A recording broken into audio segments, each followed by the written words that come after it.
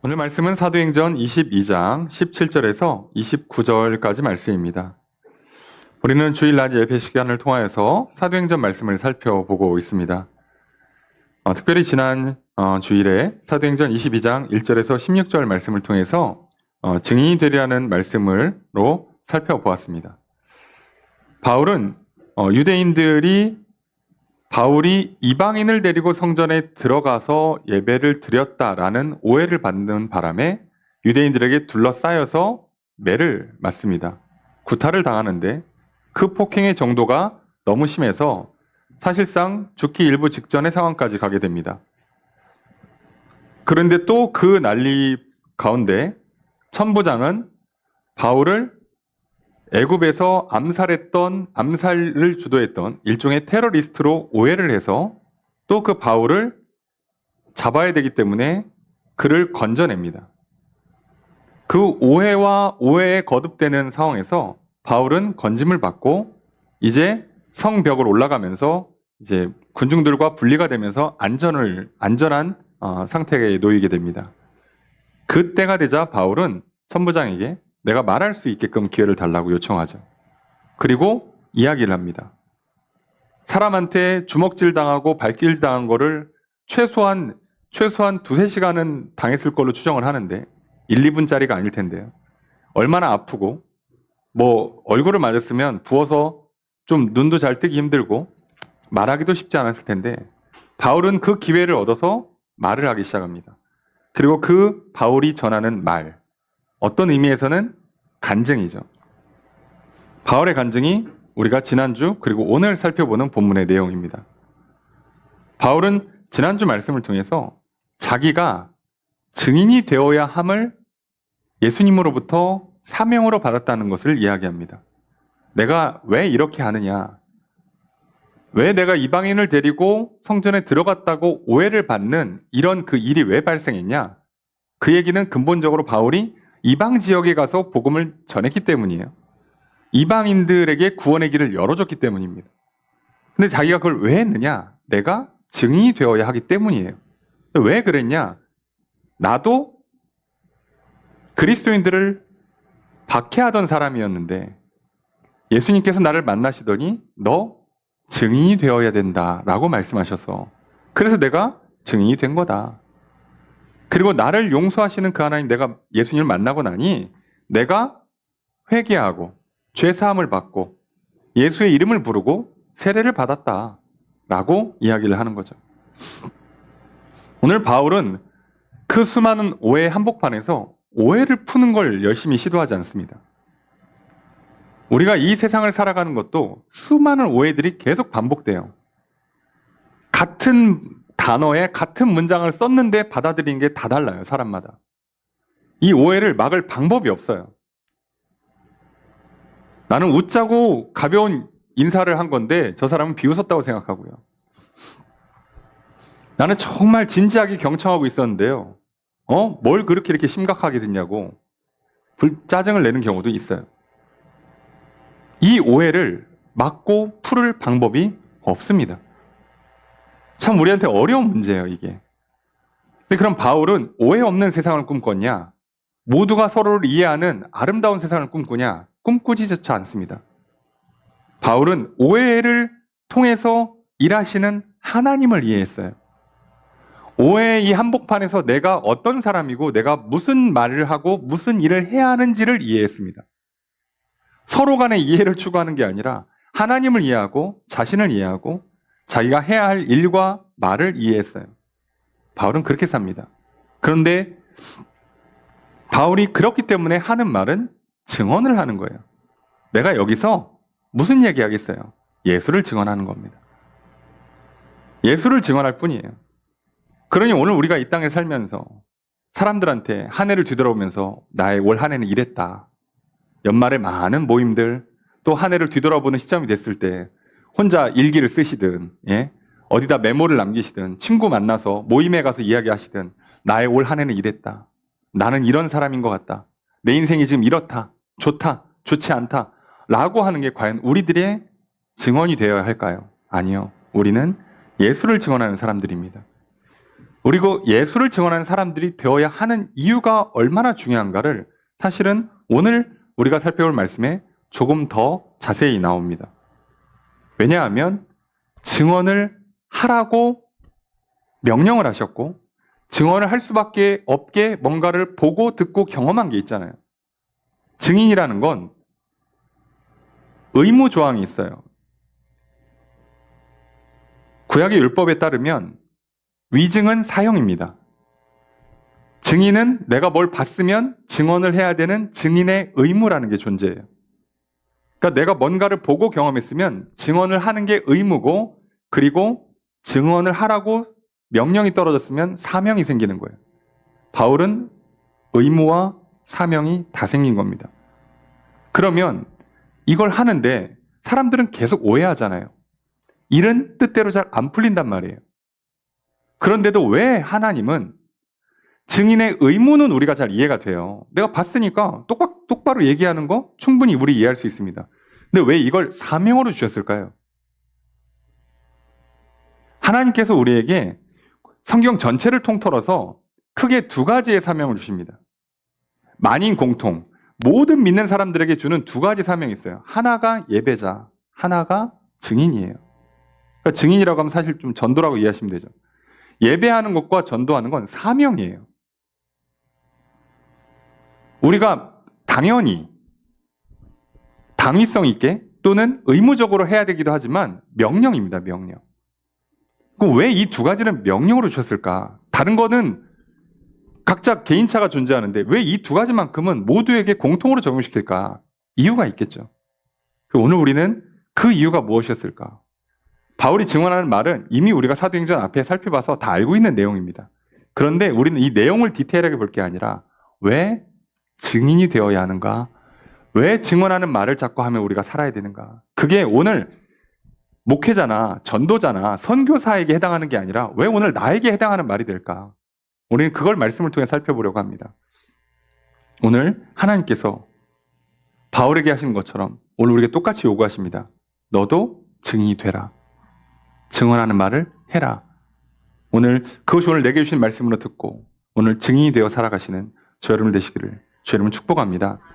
도대체 바울이 왜 증인이 되어야 하는지, 그리고 그것이 우리 인생에서 무슨 의미가 있는지를 좀 보려고 그래요. 오늘 17절에 보면 후에 내가 예루살렘으로 돌아와서라고 되어 있습니다. 다메섹에서 예수님 만나고 눈 멀었다가 눈 뜨고 예수님 믿고, 자 이제 여기서 돌아오는 시점을 언제로 보냐? 바로 돌아온 게 아니고요. 거기서 복음을 전하다가 문제가 생겨서 이제 그 아라비아 광야로 가죠. 보통 우리가 두란노 서원이라고 하는데 거기 가서 3년 정도 신학 훈련을 해요. 이제 구약을 통해서 예수 그리스도가 누구인지 어떻게 예언이 성취된 건지 바울은 복음을 전하는데 어떻게 이제 논리적으로 설명할지를 공부하는 시간을 갖습니다. 충분한 시간을 갖고 물론 그 지역에서 전도를 하지만 하고 나서 다시 다메섹에 와요. 그때 거기서 다윗을 사람들이 암살하려고 그러죠. 그래서 밤에 광주리에 내려서 예루살렘을 보냅니다. 자, 예루살렘에 왔어요, 다윗이. 바울이 예루살렘을 와서 어떻게 했냐? 그럼 시간이 벌써 3년 넘게 지난 시점에 왔는데 바울이 뭐 하냐? 성전에서 기도합니다. 자, 당연히 기도는 성전에서 합니다.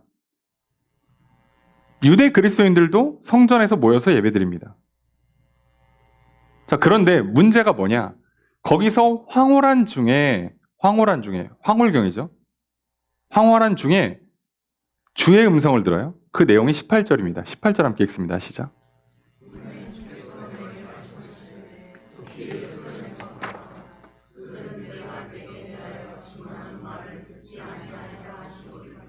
자, 여기서 우리가 좀 생각해 볼 필요가 있어요. 바울은 예루살렘에 와서 왜 성전에서 기도를 했을까? 그리고 왜 그렇게 기도를 열심히 했을까? 원래 기도는 좀 했겠죠. 그런데 이렇게 기도를 했다고 쓰는 단어가 대부분 그 현재 진행형을 써요. 그러니까 이건 반복되고 있다는 얘기거든요. 반복적으로 굉장히 규칙적으로 자주 기도를 했다는 걸 얘기하는 거예요. 이게 이제 히브리어 헬라어에는 이런 문법 단어에 그런 내용이 들어가 있고 한국말은 아예 문장을 바꿔서 쓰지만 그래서 기도할 때라고 돼 있지만 사실 정확히 번역하면 내가 반복적으로 기도하고 있다. 계속해서 기도하던 중이라는 뜻이에요.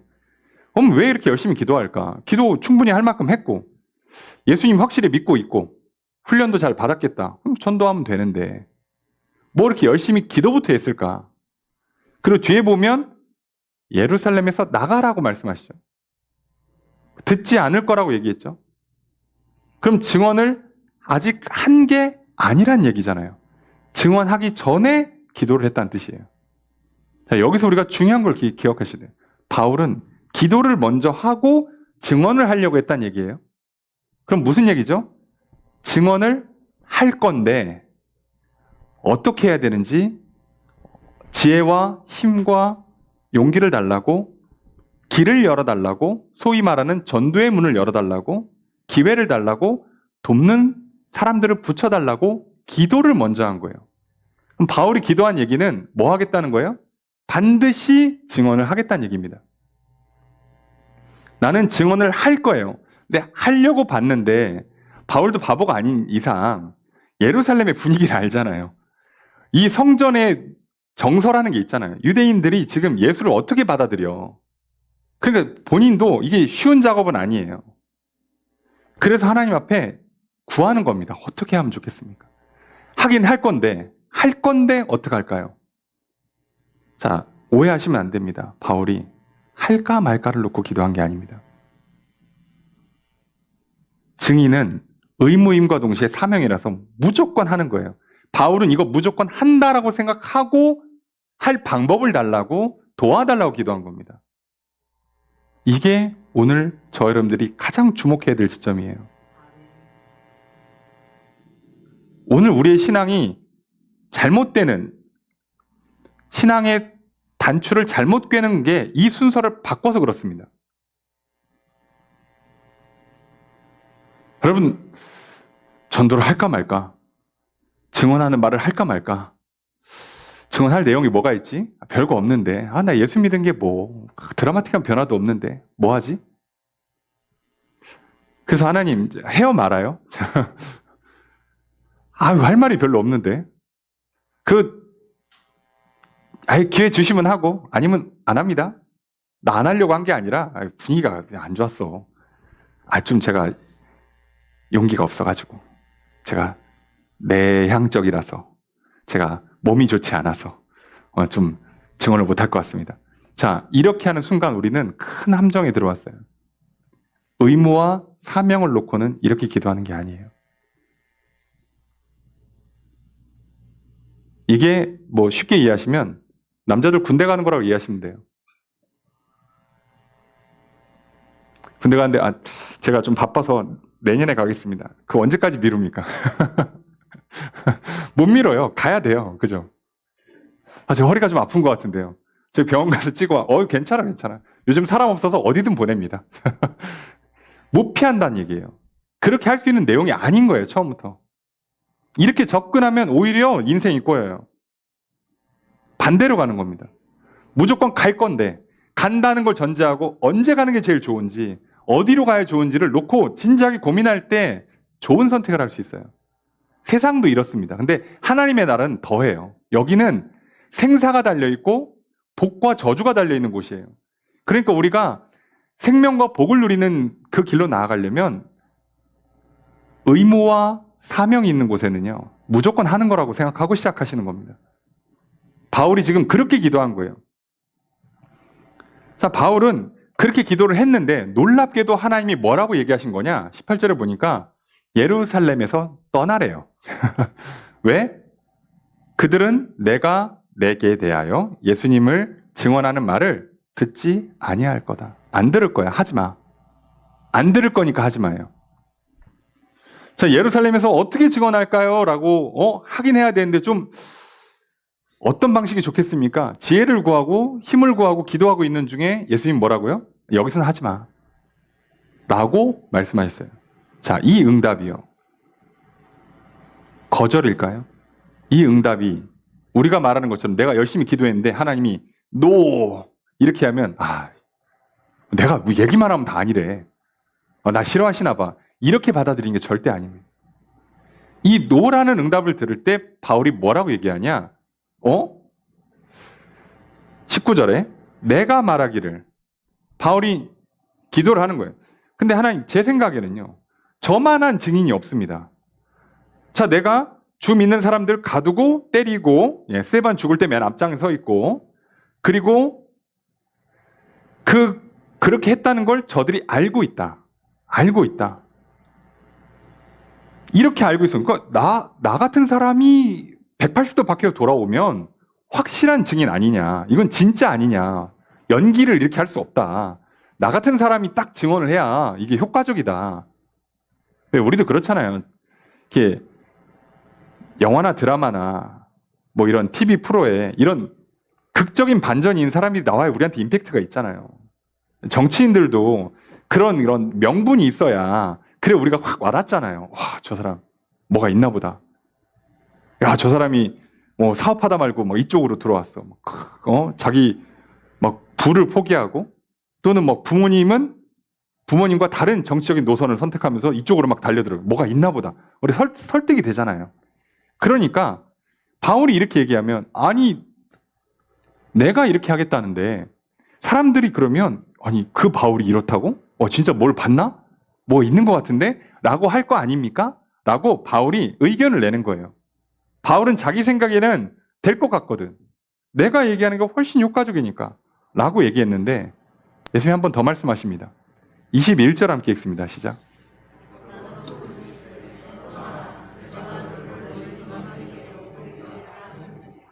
그랬더니 또 뭐라고 말씀하시냐? 떠나라. 내가 너를 멀리 이방인에게 보내겠다.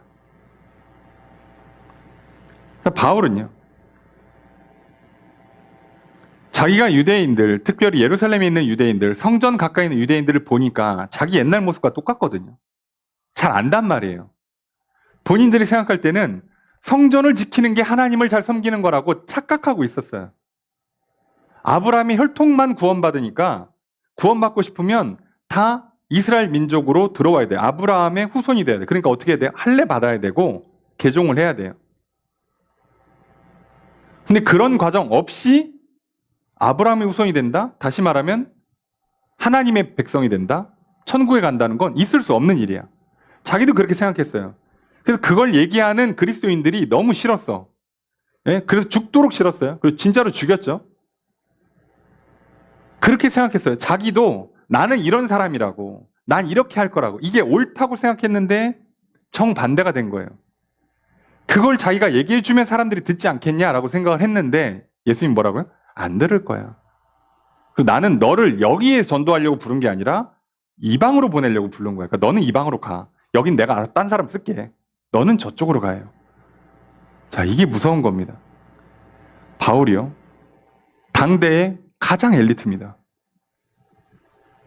뒤에 보시면 알겠지만 로마 시민권 갖고 있어요. 집안, 머리, 열정, 실력, 인맥, 그동안 삶의 어떤 그 코스를 밟아오는 모든 인생의 스텝들이 진짜 최상의 엘리트 코스를 밟은 사람이에요. 그러니 이 사람이 자기에 대한 이해가 얼마나 높겠어요? 얼마나 자신감이 있겠습니까?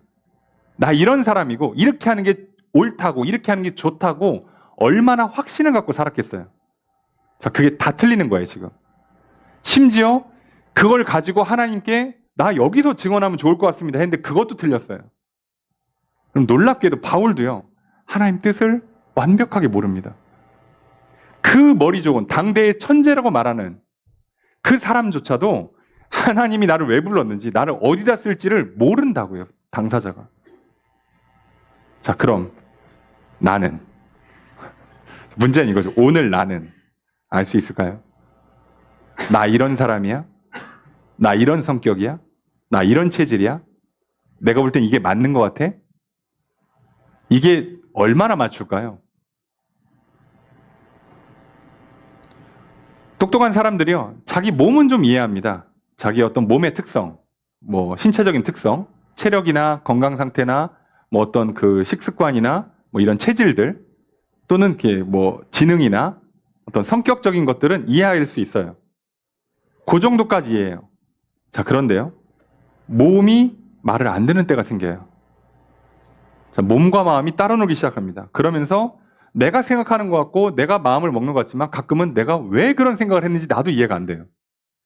어머, 미쳤나 봐. 자, 본인이 생각했지 뭐 누가 옆에 시켰습니까? 그때 내가 뭘 씌웠나 봐. 누가 와서 씌워요? 자기가 혼자 한 거지. 생각해보면. 몸도 마음도 따로 놀고 내가 왜 그런 생각과 그런 마음과 그런 감정에 휩싸였는지조차 이해를 못해요. 그럼 누구냐고 나는. 나는 나를 몰라요. 그럼 이게 우리 신앙의 첫 걸음입니다. 자기 부인.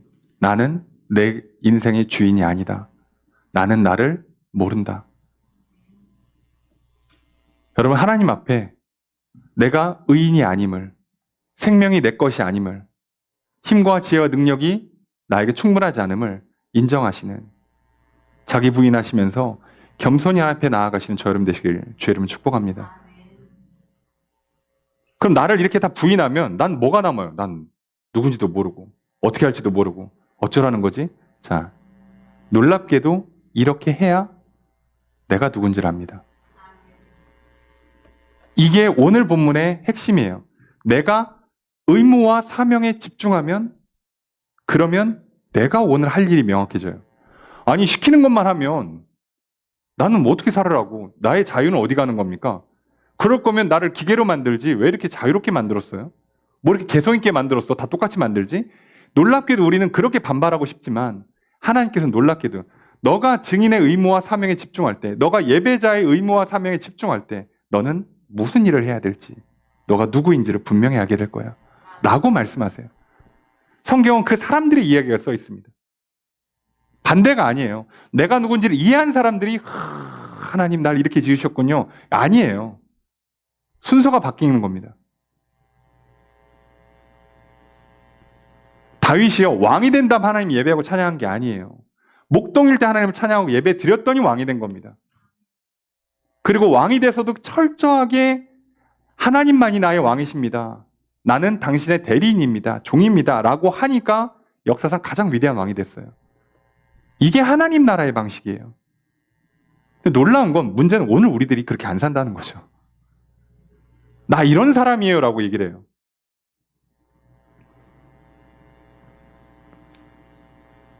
여러분, 이게 오늘 우리들이요, 정말 조심해야 되는 겁니다. 바울은 그것 때문에 기도를 하고 여기에서 전도하려고, 여기에서 사역을 하려고 기도하는데 하나님 그게 아니라고 계속 얘기하는 거예요. 자, 그러면 여기서 이게 바울이 틀렸다가 아니라 여기에 놀랍게도 정답이 있어요. 자, 바울은 어차피 모르는데 어떻게 내가 누군지, 어디 가서 무슨 일을 하면 살아야 되는지를 어떻게 알았다고요? 자기 잘못된 생각이 있었지만 뭐를 했다고요? 먼저 묻고 기도했어요. 하나님, 내가 증언하겠습니다. 증인이 되겠습니다. 근데 여기서 어떻게 해야 됩니까? 여기가 제가 볼 땐 최적지라고 생각을 하는데 어떻게 하면 좋을까라고 기도를 했더니 하나님께서 거기 아니야, 이쪽으로 가. 놀랍게도 누구한테 응답하신 거예요? 맞췄냐 틀렸냐가 아니에요. 증인이 되겠다는 사람한테 응답하신 겁니다. 하나님은요, 믿는 사람한테 응답하시는 거예요. 아니, 뭘 보여주셔야 믿죠. 자, 이러면 사실상 응답받기 정말 어렵습니다. 자, 보여주셔야 믿죠라고 했던 그 예수님 제자가 있죠. 도마라고. 10제자가 우리가 봤어. 그랬더니 뭐야, 몰래카메라야? 나 빼고 짜고 치는 거야? 야, 봐야지 믿지. 내가 그 손가락 넣어봐야지. 옆구리 하면 내 찔러봐야 알지. 그랬더니 예수님이 나타나시죠. 만져봐라. 찔러봐라. 그러니까 도마가 믿습니다. 그랬더니 뭐라고요? 너는 보니까 믿냐? 보지 않고 믿는 자가 복이 있다. 그럼 보는 건 보고 나서 믿는 게 아니에요. 자녀가 와서 얘기합니다. 엄마, 나 1등 했어. 네가? 네가 어떻게 1등을 해? 어제까지 꼴찌하던 애가 어떻게 갑자기 1등을 해? 좀 믿어. 무슨 소리야? 성적표를 가져와야 믿지. 여러분, 성적표를 보여줬는데 1등이 써 있어요. 그리고 믿는 건 믿는 게 아니죠. 이제 그냥 아는 겁니다. 증명이 끝난 건 믿는 게 아니에요, 여러분. 보이지 않기 때문에 믿음이 필요한 거예요. 우리가 이해할 수 없는 영역이기 때문에 믿음이 필요한 겁니다. 근데 하나님은 그 믿는 자에게 응답하신다고 그랬잖아요. 분명히 성경에 써 있잖아요. 주께 나아가는 자는 그가 반드시 계신 것과 그를 찾는 자에게 상 주시는 분이심을 믿어야 할지니라. 하나님께 나아갈 때는요, 믿고 나아가야지 기도가 응답되는 거예요. 뭘 기도 응답해 주셔야 믿죠라고 하면 이미 이거는 성립이 안 되는 문장이 되는 겁니다. 그래서 이게 정말 어려운 게요. 왜 그러냐면 오늘 똑같은 일이 반복돼요. 바울이 정확히 뭐 지금으로 치면 거의 한 20년 전에 했던 거를 현재 예루살렘에 있는 유대인들이 똑같이 반복하는 거예요. 똑같이 반복합니다. 무슨 소리야? 그게 말이 돼? 우린 이게 옳다고 생각해. 네가 틀렸어. 아무리 얘기해도 듣지 않습니다. 네. 게다가 안 듣는 수준이 아니라 죽일 거예요. 바울을. 바울은요, 민족에 대한 사랑이 되게 큰 사람입니다. 되게 좋은 사람이에요. 그래서 유대의 정치 지도자가 되려고 했던 것도 그거고요. 그리고 예루살렘을 안 떠나고 계속해서 복음을 전하고 했던 이유도 그거고요. 그리고 이방 지역에 가서도 유대인 회당에 항상 먼저 가서 복음을 전한 이유도 그거예요. 하나님이 바울을 따로 불러다가 너 가면 유대인 먼저 복음을 전해라고 시킨 적은 한 번도 없어요. 성경 어디에도 써 있지 않습니다. 바울이 정한 거예요. 왜요? 바울의 마음이에요. 네. 근데 놀랍게도 성공한 사례가 있냐? 없습니다. 그만큼 안 맞아요. 근데 그럼에도 불구하고 어떻게 바울이 그 엄청난 그 전도의 사역들을 성공할 수 있었느냐? 그때마다 하나님께 묻습니다. 하나님, 여기서 전도할 건데 어떻게 하면 됩니까? 어디 가면 됩니까? 누구랑 하면 됩니까? 할 거라고요, 할 거라고. 나는 믿습니다. 사명을 완수하겠습니다. 의무를 다하겠습니다. 하고 시작하는 거예요. 그러니까 바울은 분명히 능력이 부족하고요. 바울 다 이해하지 못했어요. 자기가 생각한 게 틀렸어요. 그런데도 결과적으로는 완벽한 인생이 펼쳐집니다. 바울이 간 모든 지역에 교회가 세워지진 않았습니다. 그런데 사실상 바울보다 더 위대한 선교를 한 사역자가 있습니까? 없어요. 바울이 선교 코스를 짜면 그 코스대로 진행된 적이 한 번이라도 있습니까? 다 바뀌었어요. 한 번도 원래 코스대로 간 적이 없어요. 그런데 나중에 3차까지 한번 보세요. 완벽하게 그 코스들이 맞아 들어갑니다. 그래서 우리가 2차 때, 3차 때 처음에 에베소 건너뛰는 거, 그리고 3차 때는 에베소에 3년이나 있는 거. 왜 그렇게 되는지 나중에 보면 소름 돋죠. 야, 이걸 이렇게 맞추는구나. 하나님께서 맞춰가시는 그 장면들. 그럼 놀라운 건 바울은요, 왜 이게 가능했냐? 뭐 대단히 믿음이 좋고 대단히 머리가 좋고 뭐 열정적이어서가 아니라요. 자기에게 주어진 말씀 그대로를 받은 거예요. 믿으라 하면 믿고요. 의무라고 하면 의무를 받고요. 사명이라고 하면 충성하는 겁니다. 이렇게 하면 그 다음에 내가 무슨 일을 해야 될지 무슨 말을 해야 될지가 정해지는 거예요. 여러분, 그럼 우리가 이제 질문이 여기서부터 시작돼요. 그럼 저는 뭘 증언합니까? 별로 이렇게 받은 게 별로 없는데 나 이 땅에 살면서 대단히 복받고 성공한 인생이 아닙니다. 잘난 인생이 아닙니다. 뭐 집안이나 배경이나 나의 어떤 외모나 나의 어떤 그런 재능이나 실력이나 뭐 이런 부분이 뭐 누구한테 뭘 자랑할 만한 게 없습니다. 여기서 함정인 거예요. 우리의 증언은요, 예수님을 자랑하는 거지 나의 어떠함을 자랑하는 게 아니에요. 그럼 내가 성적이 꼴등인 거랑 전도하는 거랑 무슨 상관이에요? 내가 지금 돈이 별로 없는 거랑 내가 좀 못생긴 거랑 내가 지금 인생이 갈 길을 몰라서 헤매고 있고 인생에서 모진 풍파를 만나서 막 건강의 문제, 막 뭐 직장이나 취업이나 뭐 사업의 어떤 어려움들을 겪고 막 힘들어하고 있어. 그거랑 증인이랑 무슨 상관이 있어요? 상관이 없습니다. 착각하시면 안 돼요. 상관이 없는 내용이에요. 우리는 말은 많이 하죠. 아니, 내가 쫄딱 망해가지고 예수 믿으세요 그러면 아무도 안 믿을 거 아니에요. 그건 그 사람이 알아서 안 믿는 겁니다. 신경 쓰지 마시라고. 증언이 중요한 거라고. 저 사람을 안 치라고 한 게 아니에요. 구원을 시키라고 명령하신 적이 없어요. 너는 가서 증인이 되라고 하신 거예요. 증언을 하라고. 여러분, 그래서 바울이 만난 모든 사람을 다 구원했답니까? 아니라니까요. 바울의 동역자 중에요. 나중에 배신자도 나옵니다. 배교죠, 배교. 반대편으로 간 사람도 있어요. 그거 뭐 어떻게 바울이 다 통제합니까?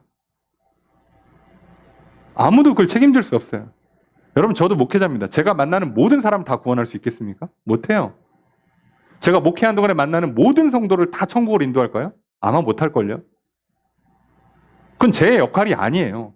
제가 할 일은 예수를 전하는 겁니다. 그 성도 한 사람 한 사람을 향한 하나님의 사랑과 하나님의 계획과 섭리를 선포해 주는 거지. 이거 끌고선 천국 들어가는 게 아니잖아요. 그러니까 저는 저의 일에 집중하는. 그러면 이제 교회를 위해서 각 성도 한 사람 한 사람을 향해서 무슨 말을 해줘야 될지, 어떤 일을 해야 될지가 깨달아지는 놀라운 역사가 일어나는 거예요. 거기서 우리 인생이 달라져요. 그러니까 그걸 알고 있는 사람은요, 지금은 좀 답답해도 평안할 수 있는 거예요. 몸은 힘들겠지. 좀 마음은 조금 무거운데 그 흔들리지 않는 편안함이 있는 겁니다. 하나님께서 우리에게 고통이 없는 인생을 약속한 적이 단 한 번 없다고 그랬잖아요. 세상이 줄 수 없는 평안을 주겠다고 그랬지. 너에게 비바람 한 번 몰아치지 않는, 넌 평생 살면서 손에 물 한 방울 안 묻히게 해줄게. 네 머리에 빗방울 한 방울 안 떨어지게 해줄게. 너 살다가 한 번도 걸러 넘어지지 않고 너를 욕하는 사람 한 명도 없고, 그런 너한테 완벽한 부모의, 완벽한 친구의, 완벽한 배우자를 줘서 그냥 끝내주는 인생 만들어주게 한 적이 한 번도 없습니다. 바울 보세요. 맨날 대적이에요. 수없이 감옥에 갑니다. 수없이 매를 맞습니다. 수없이 욕을 먹습니다. 감옥 한복판에서 쓴 바울의 편지들 보세요. 뭐 빌립보서 같은 거. 뭐라고요? 내가 기뻐하고 기뻐한다. 너희들도 나처럼 평안해라. 평안할지어다. 어떻게 그게 가능하죠? 여러분, 이걸 반대로 생각하면 쉽죠? 여러분, 우리 좋은 침대에 자고도 잠이 안 오잖아요. 네. 좋은 음식 먹고도 소화가 안 되잖아요. 돈 잘 벌고 있는데, 일 잘 풀리고 있는데 머리가 복잡하시죠? 오늘은 잘 되고 있단 말이에요. 내일은 어떻게 할지가 모르시겠죠? 예.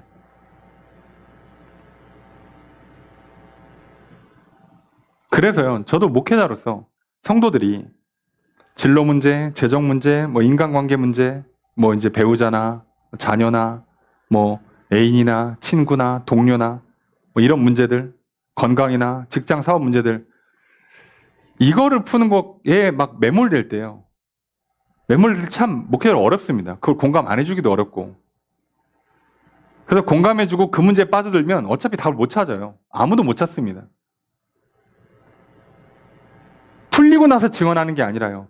증인으로 살겠다고 해야 이 문제가 풀리는 거란 말이에요. 내가 하나님 어디 가든지 누구든지 전도하겠습니다. 내가 어디 가든지 하나님을 예배하며 살겠습니다. 자, 이렇게 하고 시작을 해야 하나님께서 그럼 이쪽으로 가라라고 알려주시죠.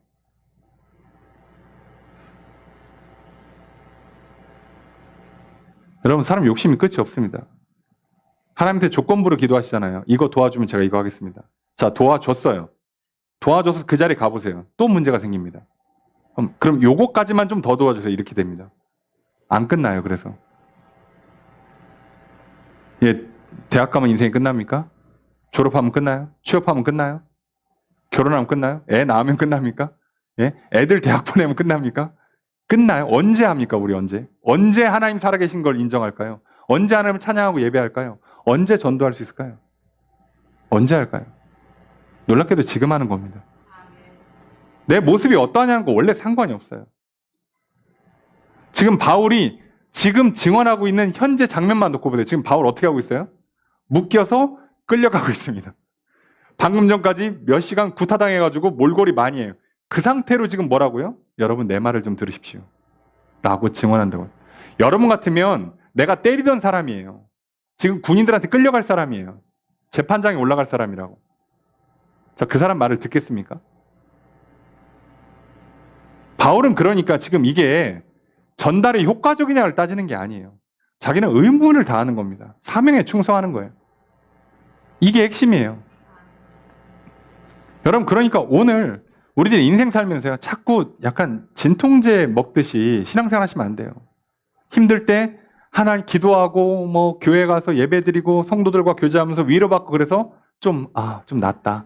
그리고 또 이제 한 주 살면서 막 세상 모진 풍파에 막 휘청휘청거리다가 거의 반쯤 죽어서 와가지고 또 말씀 듣고 좀 살아나고 기도받고 좀 살아나고 찬양 부르고 또 이렇게 울면서 또 웃으면서 좀 풀리고 사람들 만나고 식사해서 좀 풀리고 그리고 좀 반쯤 살아났다가 또 한 주간 또 이렇게 죽어가고 이렇게 사는 게 아니잖아요. 반대로 사는 겁니다. 오늘 이 말씀을 듣고 이 말씀이 생명이구나. 이 말씀이 구원이라고 믿으라 하시니까 믿고 나는 예배자의 사명을 전도자의 사명을 지키겠노라고 결단하고 나아가면 세상에선 계속 비바람이 몰아치는데요. 놀랍게도 이깁니다. 어두캄캄한데 어디를 가야 될지를 알게 되는 거예요. 이게 중요한 겁니다. 이게. 목회자 입장에서는 이게 어려운 거예요. 그래서 위로라는 게 필요하지만 위로는 진통제밖에 안 돼요. 궁극적인 해답이 안 됩니다. 결국 제가 드릴 수 있는 최고의 약은 말 그대로 신약과 구약이에요. 믿으라고밖에 해줄 수 있는 말씀이 없어요. 믿고 그대로 가시라고. 예수를 믿었으면 이제 우리는 전하면 된다고. 예배하면 된다고. 자, 여기가 끝이에요. 더 설명할 필요가 사실 없습니다.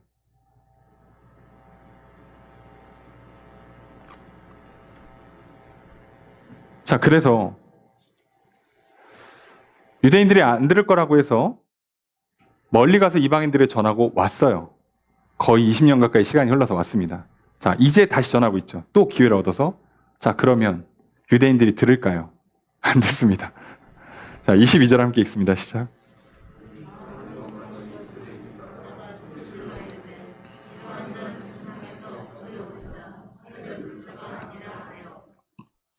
여기까지 들었는데 여기서 딱 끄는 거예요. 이쯤 나오니까 딱 끊고 소리 지르고 이 자는 세상에서 없애버리자. 성경이 좋게 표현한 거죠. 이거 저 땡땡 죽여 이거잖아요. 저거 죽이란 얘기예요.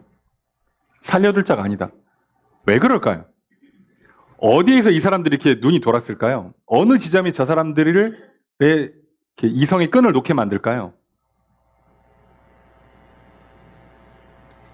이방인입니다. 이 단어만 들려도 이성의 끈을 놔요. 사람들은요, 유대인처럼 이렇게 극단적으로 거절하는, 부정하는 지점이 있어요. 일종의 강박인데요. 이 사람들이요, 성전에 집중하고 율법에 집중하면 집중할수록 유대인들은 이방인들은 반대편에 있는 사람들이에요. 그래서 이방인들은 정말 싫어하는 겁니다. 하다가 사마리아도 싫어하잖아요. 그러니까 같은 동족인데도 왜? 혼혈이라고. 이런 문제가 생겨요. 그런데 주님이 예수 그리스도가 메시아가 바울을 어디로 보냈다고요? 멀리 이방인에게 보냈어요. 그게 무슨 얘기예요? 이방인들에게도 구원이 허락됐다고. 근데 그 얘기는 확대 해석하면 성전이 필요 없어지잖아요. 율법, 특히 할례, 아브라함의 후손으로서의 그 징표인 할례가 필요 없어지잖아요. 우린 여기에 목숨을 걸었는데 이게 필요 없어지죠. 그러니까 돕니다. 요즘 현대인들이요, 정서가 좀 건강하지 못한 분들이 참 많죠. 그래서 참 저도 사람 만나다 보면 가끔 좀 당황스러울 때가 있어요. 굉장히 평범한 문장을 구사했는데 그 중에 어떤 단어와 어떤 그 문장 구성이 그 사람을 돌게 만들어요. 저는 당연히 모르죠. 그게 뭔지. 제 의도도 상관없습니다. 그 단어가 들어가는 순간, 그 문장이 들어가는 순간 이 사람 이성을 잃어요. 왜요? 본인은 그걸 믿고 있는 겁니다. 성전을 믿고 있으니까, 율법을 믿고 있으니까. 그러니까 거기에 강박하고 집착하게 돼 있어요. 그 반대편에 있는 걸 건드리면 난리가 납니다. 참 희한하죠? 요즘 분들 중에 그런 분들 없는데 제 어릴 때만 해도요, 교회 다녔을 때 제일 큰 문제 중에 하나가 제사 문제였어요. 자녀들이 교회를 다니면요, 부모님들이요, 명절마다 한탄을 해요. 내가 죽으면 내 제사밥은 누가 챙겨주나? 아무리 생각해도 와서 못 드실 것 같거든요. 열심히 차려드려도 밥 한 톨이 없어지지가 않아요. 먹긴 먹는 거 맞나? 왜 그러는 거지, 그게? 예, 믿는 겁니다. 죽으면 구천을 떠돈다고. 그러다가 좋은 데 간다고. 근데 이렇게 후손들한테 대접 못 받고 그러면 한이 서려서 원혼이 된다, 귀신이 된다 이러고 있으니 그 믿음이 그들을 그렇게 만들어요. 그럼 이 사람들은요. 자, 아브라함의 후손, 그러니까 할례, 율법, 그 다음에 성전, 목숨 걸고 지켰어요. 자, 그래서 어느 정도까지 했냐? 뭐 소리 지르고 옷 벗고 막 먼지 일으키고 난리가 나요. 그래서 이러다 큰일 날 것 같으니까 또 천부장이 바울을 군대 진영 내로 끌고 갑니다. 자, 그러면 이 유대인들이 이렇게 목숨 걸고 지킨 이 성전, 이 율법 어떻게 됐습니까? 당연히 지금은 없죠. 자, 언제 없어졌을까요? 연대기를 대충만 계산해 봐도요. 바울이 로마에 이제 가서 가는 데야 2년. 오래 걸려요.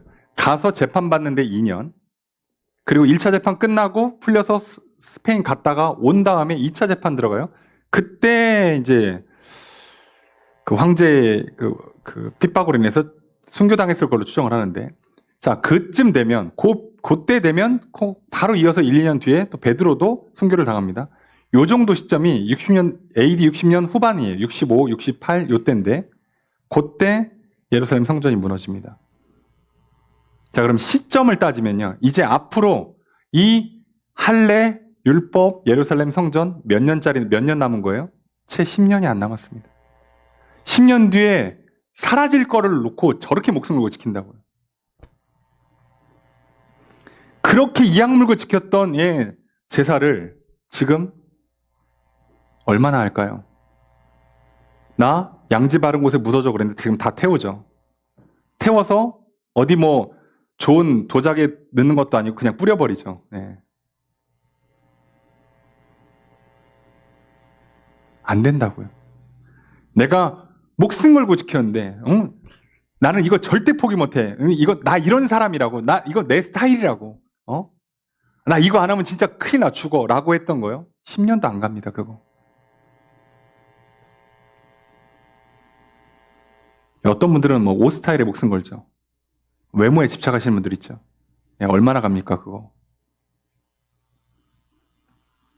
근데 왜 그러냐고요. 왜? 내가 나를 모르니까요. 세상을 모르니까요. 지금 내가 뭘 해야 되는지 어디로 가야 되는지 전혀 모르니까요. 모르고서는 불안하니까 뭐 하나 그럴듯한 거 붙잡고 그냥 이악 물고 잡는 거예요. 그럼 좀 죄송한 표현인데 물에 빠져서 쥐푸라기를 꽉 잡으면 삽니까? 그럴수록 더욱 꽉 잡습니까? 그러면 더 죽어요. 차라리 오래 살고 싶으면 다 놓고 그냥 힘 빼고 들어 누우라고 차라리. 확률만 놓고 봐도 이게 더 오래 삽니다. 힘 꽉 주는 사람은 더 빨리 가라앉아요. 여러분 산에서 길 잃으면 어떡하라고요? 그냥 위로 올라가는 겁니다. 헤매잖아요? 그럼 같은 길을 계속 돌다가 죽어요. 쓰러져. 어차피 안 보이잖아. 어차피 모르잖아요. 바울이요. 내가 누군지를 알까요? 평생에 알 수 있을까요? 그건 모르는 겁니다. 근데 어쩜 바울은 저렇게 분명한 인생의 발자취가 저렇게 분명한 인생을 살 수 있었을까요? 뭐를 했으니까?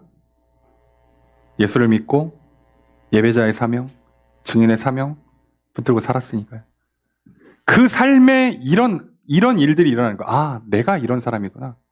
아, 나는 유대인들한테 복음 전하고 싶은데 하나님은 이방인으로 가라고 하시는구나. 나는 코스를 이렇게 짰는데 하나님께서 이렇게 가라고 하시는구나. 가면 나오는 거예요. 가면.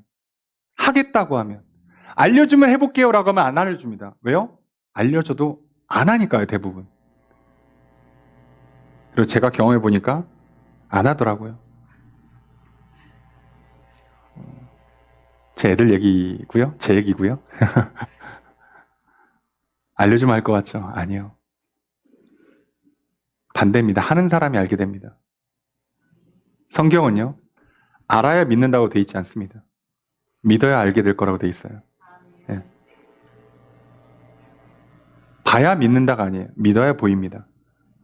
우리가 봐야 되는 최소한의 건 딱 뭐냐? 성경만 보시면 돼요. 우리가 알아야 되는 최소한의 내용 뭐냐? 예수가 그리스도다. 하나님이 나의 창조주다. 이것만 아시면 돼요. 더 많은 이야기들은 알면 좋은데요. 몰라도 큰 문제가 안 됩니다. 이것만 알고 그 하나님을 예배하고 경배하겠다고 하면 갈 길이 보여요. 여러분, 진로를 어떻게 잡을까요? 직장을 어떻게 잡을까요? 내가 하나님 예배하겠다고 생각해 보세요. 주일 성수하겠다고 생각해 보세요.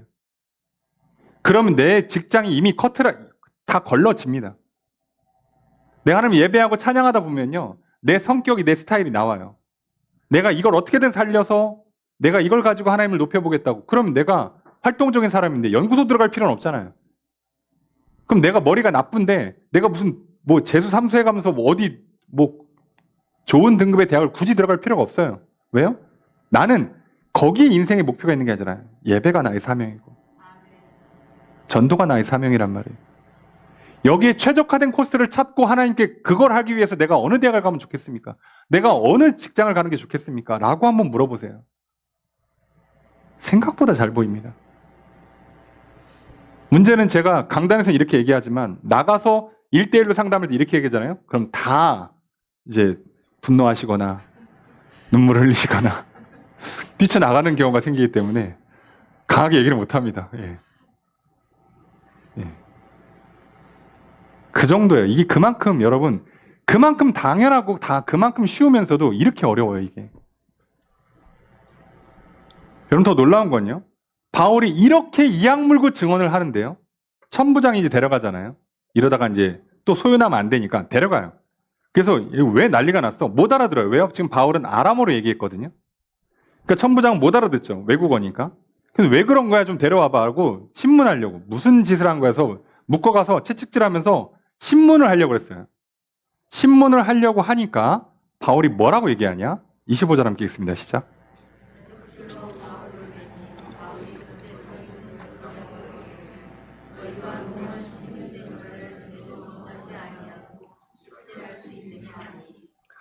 그 사명, 증인의 사명, 증언하겠다고 목숨 걸고 있는 그 바울이요, 천부장한테는요, 나 로마 시민입니다 라고 얘기를 해요. 자, 천부장한테 전도를 안 합니다. 왜 안 할까요? 법정 가서 할 거거든. 지금 할 게 아니에요. 본인이 지금 무슨 말을 해야 되는지, 무슨 일을 해야 되는지 그 엄청난 판단력과 지혜가 생기는 거예요. 왜요? 바울이 그럼 이 판단을 어떻게 내렸을까요? 바울 천재니까 어떻게 해야 내가 이 위기를 벗어나는가? 그럴 거면 처음부터 이 문제를 일으키지 않았어야 될 거 아니에요. 그럼 처음부터 로마 시민인 걸 밝혔어야지. 그죠? 근데 바울이 여러 번 감옥에 갇힐 때요, 자기 로마 시민이라는 걸 잘 안 밝힙니다.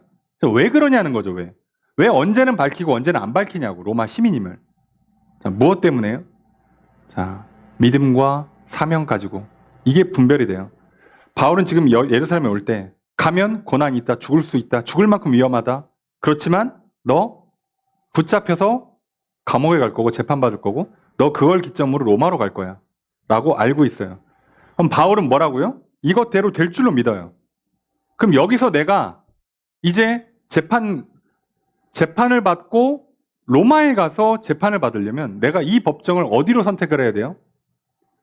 로마 군대의 법정으로 갈 거냐, 유대인의 법정, 사내들인 법정으로 갈 거냐인데 사실 그렇잖아요. 지금 두 개의 자치구가 있어요. 예루살렘 안에는. 어느 쪽을 선택하는 거예요? 바울은 로마를 선택하는 겁니다. 왜요? 나 로마 시민이니까. 선택하는 거라고요. 그러니까 내가 지금 어디로 갈지를 알고 있기 때문에 여기서 뭘 선택하는 게 최선인지도 알아요. 이래서 쉽습니다. 여러분, 솔직히 여러분 인생에서 진로가 좀 고민이세요?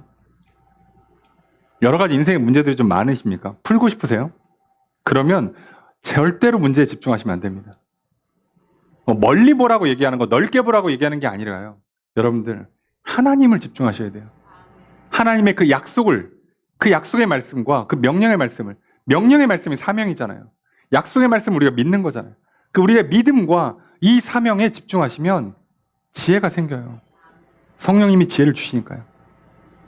그러니까 문제를 너무 깊이 파고들지 마시고 문제 보지 말라고요. 지금 내가 맞고 있다. 지금 내가 묶여 있다. 내가 지금 군대에 끌려간다가 아니라 내가 장차 어디로 가라고 하나님께서 말씀하셨는지, 그럼 내가 뭘 해야 되는지, 거기에 지금 뭐가 최선인지를 금방 구분할 수 있어요. 여기서 바울 채찍질 맞으면 잘못하면 죽어요, 진짜로. 바울은 여기 채찍질 맞을 이유도 없어요. 맞을 필요도 없고. 로마 시민을 밝힙니다. 천부장이 놀래요. 난 돈 주고 샀는데, 넌 진짜야? 여러분, 로마 시민 사칭하면 사형입니다. 당대 로마 시민권이 갖고 있는 그 권한이 어마어마하게 높아요. 워낙에 대제국을 만들었기 때문에 로마 시민권은요, 엄청난 특혜를 갖고 있습니다. 그럼 우리 생각에는 바울은 어떻게 로마 시민권을 갖고, 태어날 때 갖고 있다는 얘기는 아버지가 시민권자여야 돼요. 아버지가 다소에 가서 뭔가 시민권을 얻을 만한 대단한 일을 해야만 되는 겁니다. 그러니까 나중에 보면 바울의 조카가 여기 법정에 있을 때 생질이 찾아와서 이 총독들 만나가지고 저기 경호 좀 해달라고 부탁을 해요. 자, 뭐라고요? 바울의 조카가 누굴 만났다고요? 총독을 만나서 얘기한다고요. 이 집안이 정치적으로 되게 굉장한 백그라운드가 있는 집안이에요. 그러니까 바울은요, 당연히 내가 이런 대단한 백그라운드에 이런 뛰어난 머리와 뛰어난 열정을 갖고 있으니 당연히 민족의 지도자가 돼야지라고 했던 거예요. 틀렸죠. 그게 틀리는 겁니다. 하나님 왜 그렇게 만들었어요? 이방의 사도를 쓰려고. 바울은 꿈에도 생각 못합니다. 왜요? 바울 입장에서는 그리스도인들은 이단이었거든요. 꿈에도 생각을 못한다고, 내 인생을 이렇게 될 줄로. 그럼 우리도 마찬가지예요. 그럼 뭘 압니까, 우리가?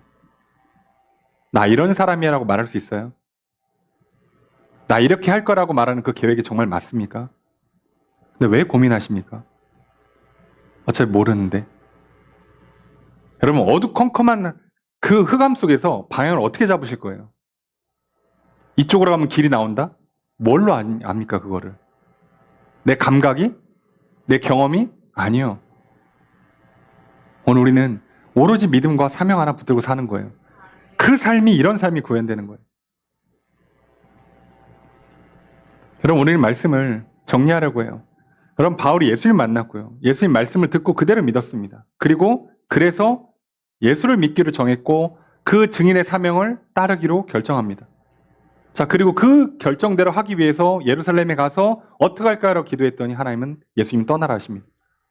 그게 맞았죠. 여러분, 바울이 어떻게 자기 인생의 진로가, 내가 누군지를 명확히 알 수 있었느냐? 오직 믿었고 오직 명령에 충성하는, 순종하는, 사명에 충성하는 삶을 살았기 때문이에요. 여러분, 우리 인생이 왜 헤맬 것 같습니까? 내가 자꾸 뭘 안다고 생각하니까, 이게 맞다고 생각하니까, 이게 좋다고 착각하니까 그래요. 나 이거 안 하면 안 돼. 나 이거 지금 억울해. 나 이거 너무 답답해. 이거 미치겠어, 궁금해서. 이게 우리 인생을 망가뜨립니다.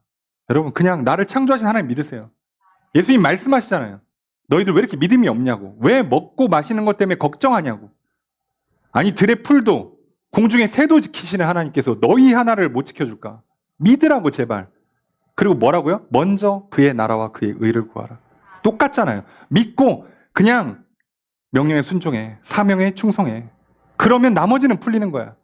어떻게 풀리는데요? 저도 몰라요, 솔직히. 그거는 각자 풀어주니까. 저는 어떻게 풀렸냐고 물어보면 따로 간증해 드릴 수 있어요. 그런데 여러분에게 어떻게 풀리냐는 아무도 얘기 못 해줘요.